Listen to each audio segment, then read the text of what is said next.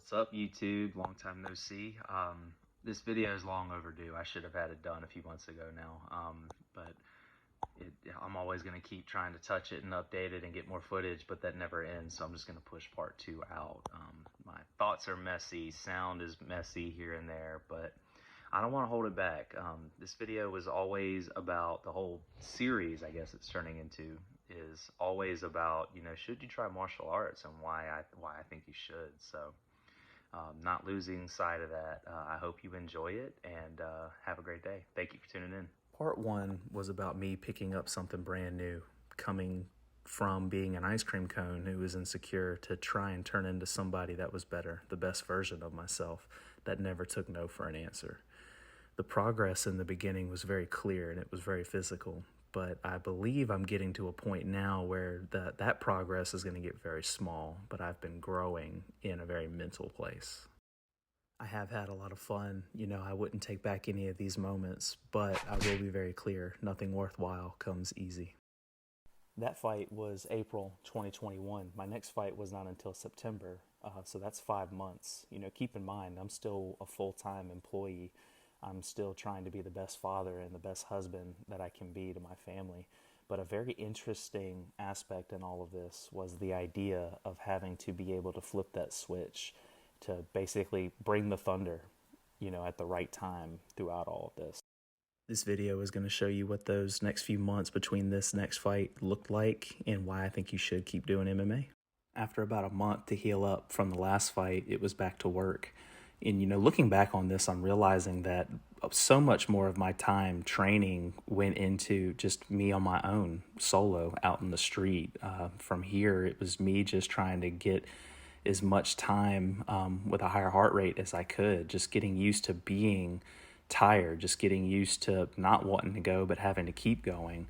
I kept taking on as many different versions of workouts at home and then sparring like I could, just so that way when I get into the gym, it's more about technique and getting as sharp as possible. It was a very you versus you type of thing at this point. It was very mental.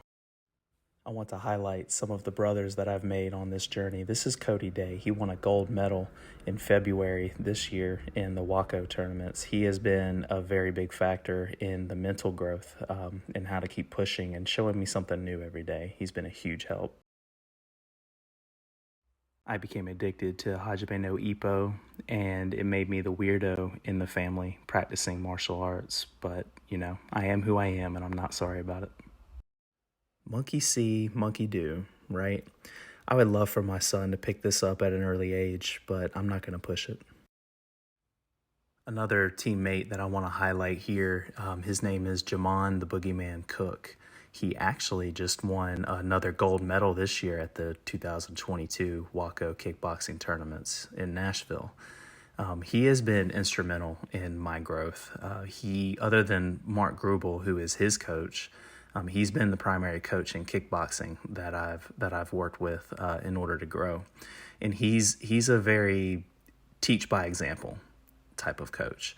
And so from here, I found myself to be in a very lucky position to be sparring and training with guys that are going to be competing at a national or international level from year to year. I think that had a lot to do with my growth in the striking department.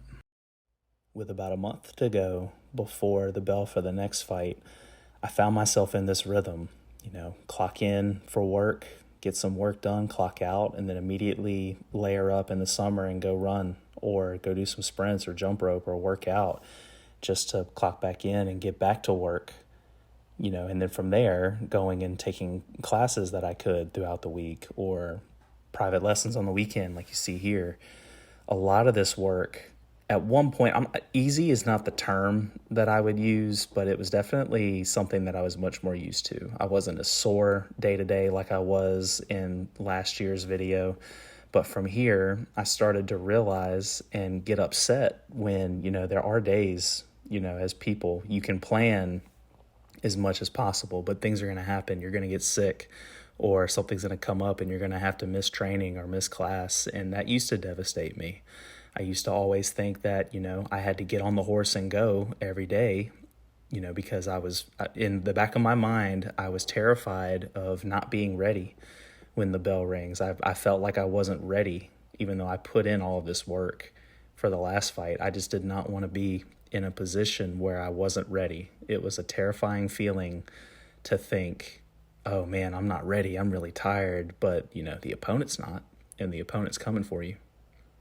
So a lot of this was gauged towards me just pushing myself to the limit, drinking tons of water, eating clean. I'll make a video about the diet one day, but it was so much that you had to keep in balance. And the mental aspect of this is what I found the most fascinating, because from here, the physical work almost felt like the easy part.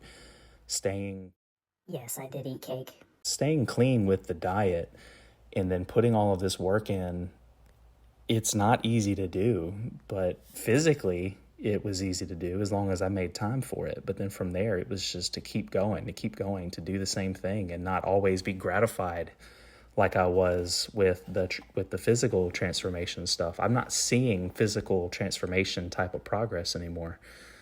And me as a person, I'm always used to seeing all of this work go to something and feel good about it. But these months over the summer in 2021 were definitely the most minimal results, I guess is the way to put it. But from here, I'd like to think that my techniques are getting better. And from there, just trying to sharpen up as much as possible to bring the fight to the opponent the best I can. All of this physical preparation was in the back of my mind, driving towards the ability for me to just, I may be exhausted, but be able to pull that off. There's these videos don't do it justice sometimes. These months of miles and all this sweat and all of this pain that I don't need to put myself through, but I feel like I have to, because I want the training to be harder than the fight itself. That's really what this is all about. Pushing yourself outside of your comfort zone every day just to grow. That was my motto in the first video, and I still would preach that to you again in part 2. In this video, it was all about just, mentally being one with myself and just being ready, because I want the fight to end. I want my second fight to end knowing that I did everything that I could. On top of that, I can't think about how these pro boxers and how these pro fighters have to feel as they get so close to a fight. I still could never quite crack the answer for what to do for the pre-fight jitters. All right, here we are. It's fight time. I'll let this play out. No good! Counter now. Now I plan to do the same thing to you. I was just bullshitting.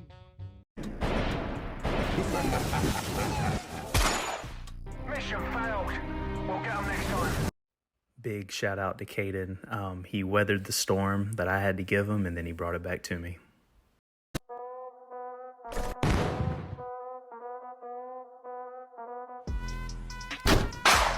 Oh my God!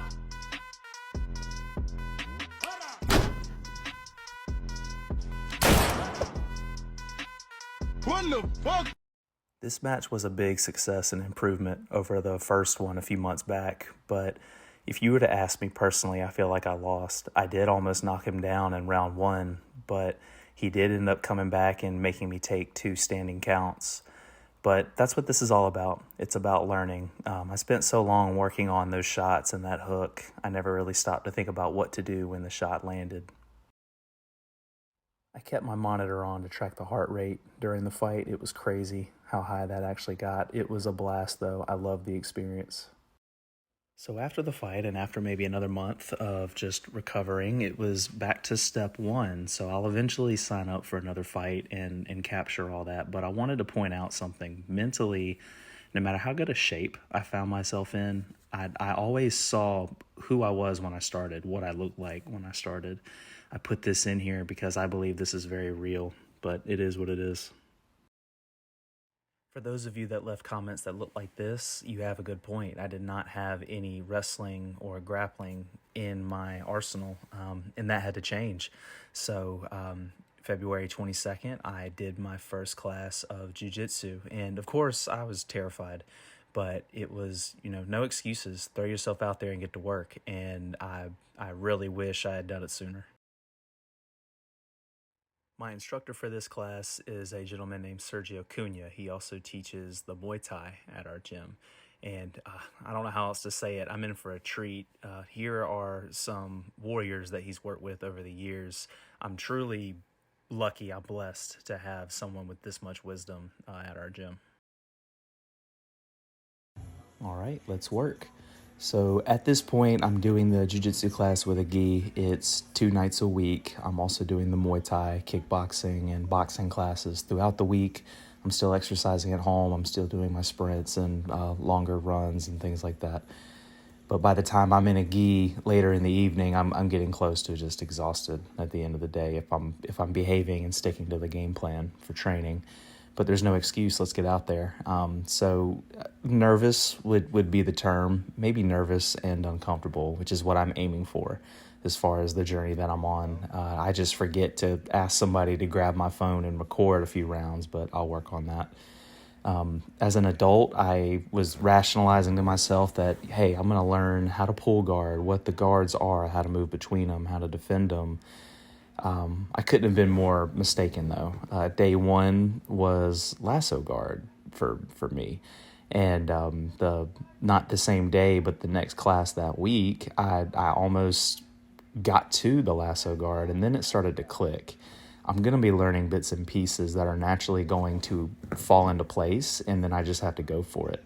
So just learning how to break a guard while being in top position, and then trying to get around to the side. That's normally what I try to do, and then just remember to tap. I probably have the best tap on the mat. But it's been so much fun. It's been humbling to be level 0 or level 1 at something. Not that I was too advanced striking, but on the first class that I went to, when we started rolling for rounds at the end, I realized this is also something that, don't lean so much on what you can see, right? I was in something like a side control, top position type of spot, and all of a sudden a pain is just shooting through my arm, and then I started tapping. So I was put in a Kimura, and I couldn't see it, so I didn't even think about it. And for about a week, I couldn't throw a jab with that arm if I wanted to, but just taking it easy, and I think that's how you learn. So at this point, I'm trying to just not make the same mistake twice. My goal is to just get from a position, get to side, or maybe top mount, or I'm still learning the terms, but and then trying to just sink in something very specific, not really try to hide anything, and just go for it. It's been fun, and I'm fascinated because I was expecting to just not be able to walk out of there, just being exhausted. But I think it's a good sign. I'm not getting exhausted when I think I would. I'm just getting gassed out between rounds. I just stand still and catch my breath and fix my gi. But when the round's back on, it's go time, and I'm not really suffering from fatigue like I thought I would, and I think that's a good sign. So from here, I'm just going to keep pulling footage and throwing it in here. So throughout all this, I have been going to the gym and running as much as I can. The running has been every day. Sometimes I'll cycle out running 2 or 3 miles at a steady pace. Some days I'll trade that out for 5 to 10 rounds typically of high-pace jump rope, maybe some sprints, a lot of shadow boxing, and some body weight exercise. So as of around this moment, I'm getting closer to my next match, and it's just going to be a boxing match. Reach over your leg with your right hand. There you go. It probably won't be in this video. I'll likely make a totally different video for how the boxing match goes at the end of April, if the demand is there. As of recording, that's about 2.5 weeks from now.